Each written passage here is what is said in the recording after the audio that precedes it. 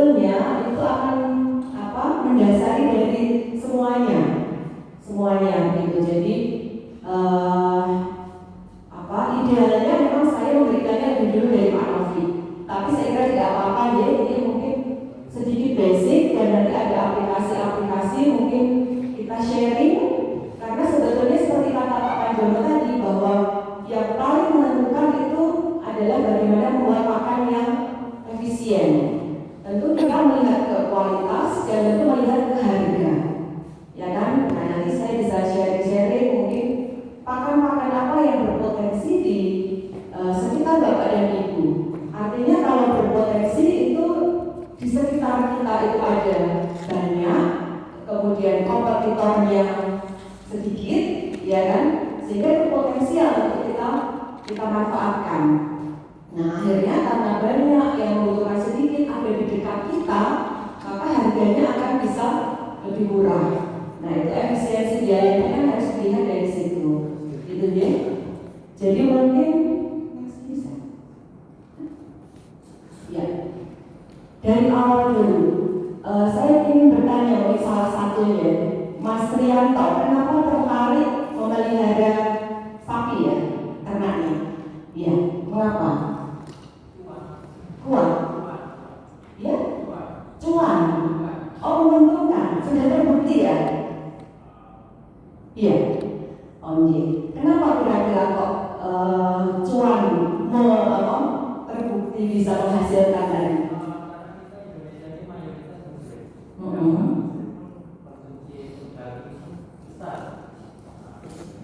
Iya. Betul.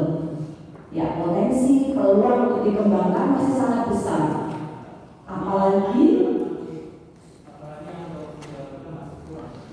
ya peminat ya peternak milenialnya masih kurang ya. Apa yang bisa kemudian menjadikan peternak muda itu tertarik? Nah, itu mungkin tugas kita bersama ini Bapak dan Ibu ya. Memang tadi mendatangkan keuntungan ya, ada cuan yang kita inginkan tadi. Ya karena apa? Karena memang ada keistimewaan di ternak sapi kita itu, salah satu ternak ruminansia. Ya kan, beda kalau misalnya Mas Amor ini ahli perunggasan, baru riset tentang ayam yang diumbar, ya, diumbar itu. Kita membayangkannya diumbar bagaimana bisa efisien. Nah, ternyata bermainnya nanti di harga produknya yang mahal gitu ya. Jadi pakannya juga harus baik diunggas. Tetapi di sapi ruminansia itu ada keistimewaannya Bapak Ibu, ya kan? Apa pakannya biasanya? Mungkin Pak Aris, pakan yang diberikan apa Pak? Dijual dan konsentrat, dijualnya rumput, ya, rumput segar. Ya, ada yang konsentratnya dari apa misalnya? Bungkil kelapa, SBM, Anggo, ya, bungkil kelapa itu apa tuh? Hasil samping ya kan Pak, tidak dipakai atau hasil sisa bahkan hasil samping proses pembuatan minyak, ya kan, minyak kelapa. Artinya itu bisa dimanfaatkan oleh ternak ruminansia. Kemudian nanti ada onggok juga hasil samping juga pembuatan padi, tidak dimanfaatkan oleh manusia. Artinya sebetulnya itu dalam tanda petik adalah limbah, ya kan? Limbah. Kemudian selain dijual mungkin juga ada yang memanfaatkan pakan limbah yang lain. Ampas sagu. Ada, ya? Dijual yang dijual yang segar, ada dijual yang mungkin sisa. Jerami, ya kan? Memanfaatkan jerami. Nah, jerami juga kita tidak bisa memanfaatkan jerami. Kalau kita makan jerami, ya keluarnya jerami lagi, ya kan? Unggasnya Mas Anong lagi dikasih jerami, nggak bisa, nggak akan bermanfaat. Tapi sapi kita bisa, karena dia punya sesuatu yang sangat spesial yang dibuat oleh Tuhan, ya kan? Apa itu Pak? Ya, perutnya sapi, ya kan? Perutnya sapi ini yang sangat spesial, kita menyebutnya rumen gitu ya. Itu yang kemudian di dalamnya ada jentik atau apa, lembutnya, mikrobanya yang itu sebetulnya kita memberi makan itu tidak memberi makan sapinya, tapi memberi makan lembutnya tadi, mikroba yang ada di perut sapi tadi. Jadi kita berhitung, oh rasio hijauan konsentrat harus bagaimana. Itu sebetulnya mempertimbangkan mikroba di dalam rumen tadi untuk bisa bertambah banyak, karena itu yang akan jadi sumber proteinnya untuk sapinya, inangnya. Ya, jadi itu salah satu kelebihan ternak ruminansia sapi-sapi kita tadi. Dan juga bisa memanfaatkan ternak kita bisa memanfaatkan mikroba tadi sebagai sumber protein. Jadi kita beri protein yang kualitasnya mungkin tidak tinggi gitu ya, itu bisa digunakan oleh ruminansia, oleh mikroba di dalam rumen tadi, bahkan urea pun ya, kalau ada batas tertentunya itu juga bisa dimanfaatkan sebagai sumber protein oleh mikroba tadi. Mikrobanya berkembang banyak, kemudian akan menjadi pakan si sapinya. Nah, jadi kita harus memperhitungkan kebutuhan mikroba sebetulnya. Pakan apa? Oh, kalau kita berikan bumil kedelai, harga per kilo berapa ya? Soal bibit bapak pakai ya Pak ya? Ya, berapa per kilonya? 12.000 berapa? 16.000. 16.000. Nah, harus berhitung kualitasnya baik. Tetapi apakah itu efektif, efisien? Karena sebetulnya ya ternak itu bisa memanfaatkan protein mikroba tadi, sapi-sapi kita. Jadi bagaimana kita memformulasikan langsung yang efisien ya tadi, sebetulnya untuk mengoptimalkan rasionya tadi cukup untuk mensintesis mikroba tadi menjadi beranak pinak gitu. Kira-kira demikian ya. Jadi mindset kita harus, sapi kita ini sangat super diciptakan oleh Tuhan, karena bisa tadi memanfaatkan pakan-pakan limbah tadi. Ya, itu kira-kira. Serat juga, serat dalam hijauan itu adalah sumber energinya. Ya, jadi kalau unggas tadi tidak bisa diberikan hijauan berserat gitu ya, tidak bisa mengkonversi serat itu menjadi sumber energi. Jadi sumber energi terbesarnya ternak ruminansia itu akan didapatkan dari hijauan tadi. Di dalam perutnya tadi diubah menjadi molekul fatty acid gitu ya, PFA, yang itu juga sumber energi terbesarnya gitu. Jadi keluarnya menyiapkan langsung untuk ternak ruminansia, salah satunya adalah kita mengoptimalkan supaya bakteri di perut tadi, di rumen tadi bisa cepat berkembang. Ya, kira-kira itu. Kemudian semua Bapak Ibu sudah mendapatkan materi ya sebetulnya ya. Sudah dibaca ya Pak B? Belum? Ya, karena saya cukup banyak slide-nya ya, nanti dibaca sendiri. Dan mungkin apa yang belum dipahami nanti saya diskusikan. Karena kalau ini tidak cukup waktunya ya. Dan saya kira ini semua sudah juga dijelaskan ya dari pakan gitu ya. Penting sekali. Tidak menafikan sisi yang lain, tapi bagaimana mendapatkan pakan yang efisien tadi, itu yang menjadi garis besarnya. Ya, 60-80% dari total biaya variabel harus sesuai dengan kebutuhan.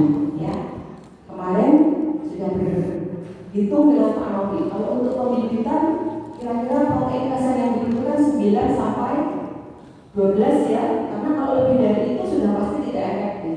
Pakannya akan mahal untuk jangka waktu pembibitan yang butuh waktu yang lama. Tapi kalau untuk pemgemukan ya, minimal tadi harus 12% protein kasarnya. Karena kan dikejar waktu supaya dalam waktu tertentu akan dipotong tadi.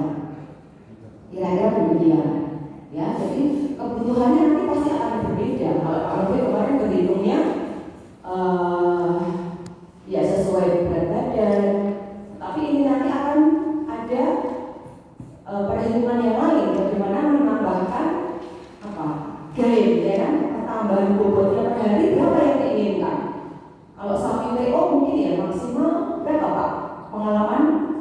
yang satu PO menemukan 0,8. Iya, iya 1 kilo sudah bagus sekali ya Pak ya. Tapi ketika sapi Brahman misalnya, BTX misalnya, ya 1 itu masih kurang, ya kan? Bisa sampai 1,3. Di BPI Betul Makmur ya itu 1,3 itu minimal untuk BTX ya, bisa ditambahkan dengan ransumnya itu per kilo 3.250. Nanti saya ada catatan harga-harga kemudian yang potensi juga bisa kita lihat bersama. Ya kemudian balance tadi ya, harganya mencari yang murah. Jadi salah satunya memanfaatkan apa yang ada di sekitar. Tadi yang pakai ampas sagu dari mana? Ibu Andika. Iya. Dari pakai ampas sagu. Ampas sagu. Ampas sagu. Dari mana? Ampas sagunya dari Timor, dari Maluku ya, dari Timor ya. bukan, dari Kepulauan Riau, Bu. Oh, Kepulauan Riau. Iya, di situ banyak sagu. Oh, banyak sagu ya. Yang diolah. Ya. Kita sedang riset juga ini menggunakan ampas sagu difermentasi. Karena kan basah ya kan bagaimana supaya nanti nilai tambahnya itu ada ketika ada problem tidak bisa disimpan dalam waktu yang lama ya.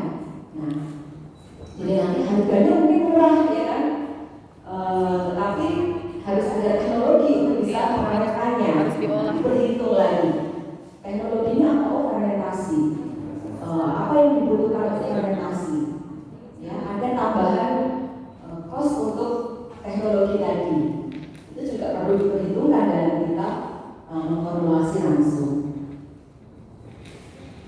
Ya, ini saya kira kemarin Pak Rofi juga sudah memberikan ya, Bapak Ibu juga sudah paham bahan pakan itu apa, kemudian kemarin next sumber energi, sumber protein, ya. Jadi ketika kita akan mulai memformulasi, pastikan dulu kita bisa membedakan bahan pakan yang kita miliki itu apakah sumber energi, apakah sumber protein. Itu dulu, jangan sampai kita salah mengklasifikasikannya. Ya.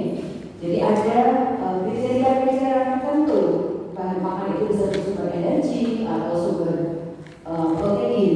Ya. Jadi kalau ampas sagu berapa proteinnya? Aduh, belum tahu. Belum tahu ya. Nah itu. Jadi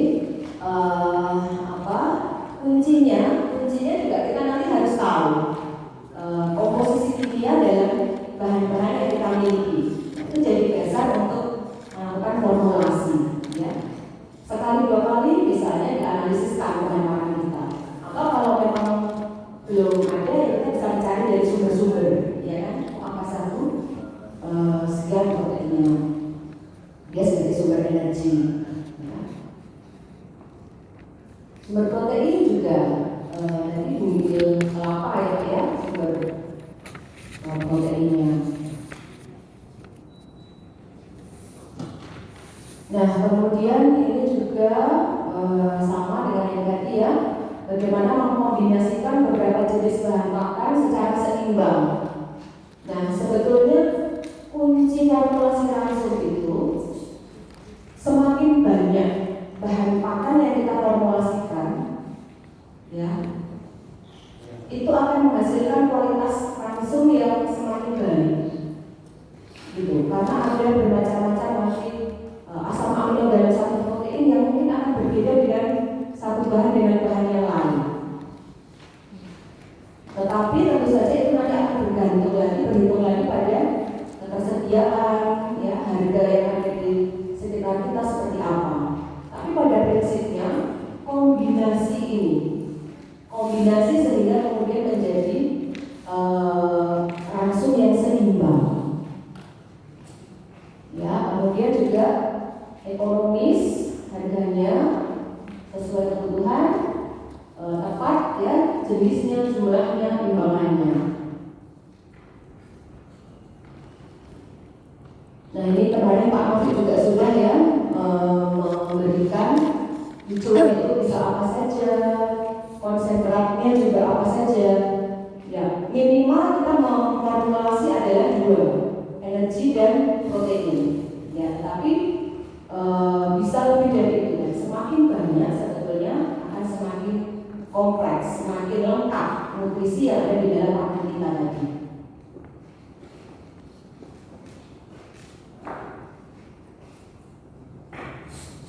Ya, program pemeliharaan ya kita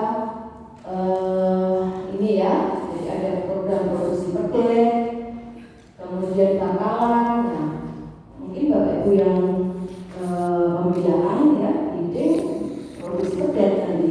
Ininya setiap tahun menghasilkan perdet, ya kan? Kemudian ada produksi bakalan, kemudian untuk finishing ya, pengembangan dan seterusnya. Ada banyak program khusus yang seperti apa. Nah, ini ada juga yang ada konsumen yang sekarang ini sudah punya kebutuhan atau tingkat keinginan tertentu, ya kan? Misalnya saya ingin daging yang mempunyai asam lemak tidak jenuh yang tinggi, karena itu akan baik buat kesehatan. Nah, nanti ada juga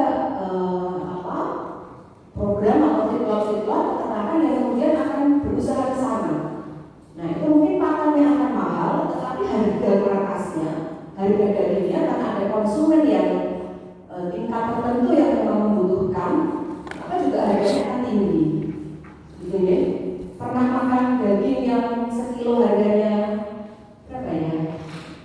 Wagyu mungkin ya? 1 juta lebih ya sekilonya.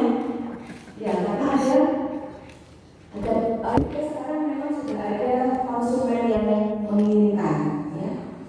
Nah, ini sudah sampai Jogja, mungkin diajak ke steak gitu ya Mas, Wagyu gitu ya. Ya, 1 piring itu ada 500.000 dan ini hanya 1/4 kilo mungkin ya, kecil sekali. Nah, itu sebetulnya peluang-peluang yang memang sangat terbuka tadi. Ya. Nah, bagaimana menghasilkan daging yang asam lemak tidak jenuh dan tinggi tadi yang bermanfaat tadi? Ya pasti dari pakannya yang kemudian juga kita trade ya, kita buat supaya tadi di dalam perutnya tadi ya lemak-lemak tidak berubah menjadi yang jenuh.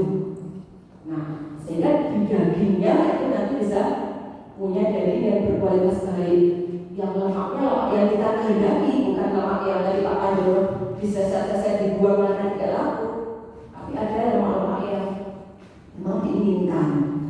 Nah, nanti itu ada program-program khusus yang demikian. Ada program yang daging-daging yang ini ya muda ya, daging yang sapinya sapi muda, real itu ada pakan-pakan tertentu yang kemudian juga menghasilkan real yang baik. Itu juga harga yang tertentu, harga yang konsumennya sudah ada market tersendiri. Itu kemudian ya langsung juga tentu ya seperti yang Pak Novi sampaikan. Jadi program untuk ini namanya fitting ya, pengembangan atau fitur itu ada. Nanti kita lihat bagaimana formulasinya. Kemarin Pak Novi sudah memberikan PR ya, akan sulit kalau menghitung formulasi secara langsung, harus diminta cek YouTube-nya beliau ya. Iya. Sudah. Ya. Nah, itu cara advance-nya ya. Tapi nanti saya akan berikan cara-cara yang sederhana, yang aplikatif dengan ini. Tidak secara manual gitu ya. Nah, tips ini tadi kan saya sudah sampaikan ya, masanya sangat pendek. Artinya bagaimana kita bisa mengejar ADB yang diinginkan tadi. Nah, kalau yang diberikan jerami saja atau hijauan saja pasti tidak akan mengejar, ya kan? Hijauan berapa protein kasarnya? Rumput sekitar berapa Pak? 12%. 12 yang bagus ya, mungkin bisa kurang dari itu. Nah, artinya bagaimana mengejar kualitas transumnya tadi itu pasti dari konsentratnya. Nah, itulah yang kemudian nanti ada adaptasi dari yang mulai kita memulai pengumuman sampai kemudian nanti finish ya, finish atau berakhir dari program kita sehingga sapi nanti akan siap dijual. Ya, konsentratnya tinggi, kemudian dijualnya rendah. Nah, bahan-bahan konsentrat apa yang ada di sekitar kita? Nanti bisa kita coba ya dengan mengidentifikasi. Bapak dan Ibu identifikasi sumber energi yang ada di sekitar kita apa saja, sumber protein apa saja. Nah, kemudian bisa mulai trial memformulasi. Kalau Pak Novi kemarin ada software yang bisa memang dengan mudah ya. Ada lagi yang sebetulnya juga lebih mudah dari software itu adalah dengan menggunakan Excel. Ya, tapi itu saya kira bisa dipelajari nanti Bapak Ibu ya. Intinya sebetulnya sama dengan di sini adalah metode coba-coba kalau dengan Excel tadi. Ya. Nah ini jadi kalau Pak Novi kemarin untuk pembiakan berapa transumnya? Dijualnya berapa persen? 60? 40? Pembiakan 60. Iya, pembiakan. Berapa? 80-20? Ya. Hijaunya 80. Ya sebetulnya dijualnya 60, konsentratnya 40 itu bisa sudah berani ya untuk pembiakan ya. Hanya nanti memang dilihat transumnya itu berapa, konsentratnya berapa persen.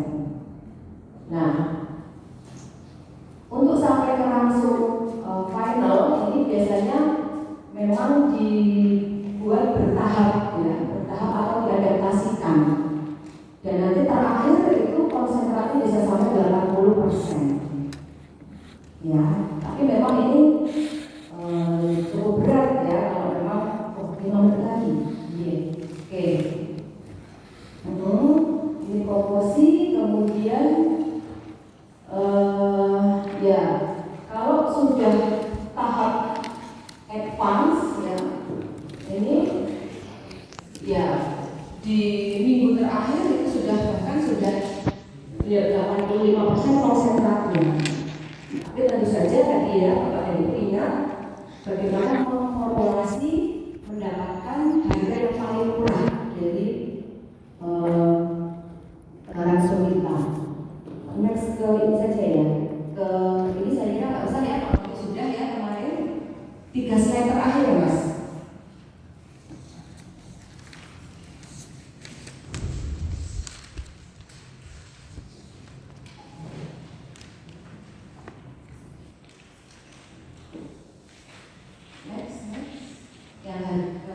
Macam-macam bahan. Next. Nah ini ya. Ini adalah hasil penelitian mahasiswa kami ya, melakukan survei bahan-bahan pakan dari beberapa feedlot, beberapa supplier. Ya. Selama 5 tahun terakhir, 8 bahan yang digunakan selama 5 tahun terakhir, 8 terbanyak yang digunakan. Nah ini alat gerakan di sekitar Bapak Ibu. Kalau ada gabah, kemudian ada polar ya, sebagai sumber energi di sekitar kita. Nah ini sudah merupakan bahan pakan yang potensial.